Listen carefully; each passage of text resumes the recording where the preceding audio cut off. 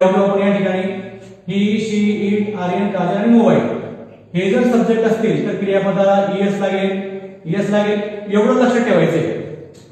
तुम्हाला ते first person singular, second person plural हे जे काही शिकवलं जातं वर्गामध्ये किंवा ग्रामर मध्ये, ते रूल मध्ये, ते काही डोक्यात आणू नका.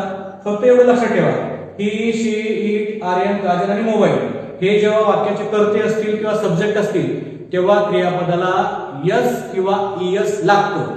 आणि आय, वी, यू आणि दे हे जेव्हा सब्जेक्ट असतील तेव्हा क्रियापदाला यस लागत नाही, ईएस लागत नाही. क्रियापदाचं जे पहिलं रूप असतं ते ऍज इट इज तुम्हाला त्या ठिकाणी लिहायचं असतं. ठीक आहे, आता वाक्य म्हणू आपण.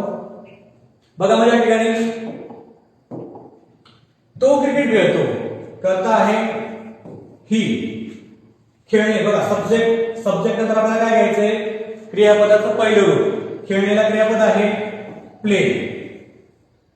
आता आपल्याला माहिती आहे सब्जेक्ट जर ही असेल तर क्रियापदाला काय लागेल, यस लागेल किंवा ईएस लागेल.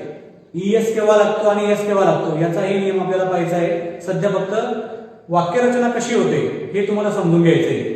बघा म्हणजे ठिकाणी ही प्लेज क्रिकेट. बघा त्यानंतर पुढचं वाक्य, ती पत्र लिहिते. ती म्हणजे काय, शी. सब्जेक्ट आला या ठिकाणी शी. त्यानंतर आपल्याला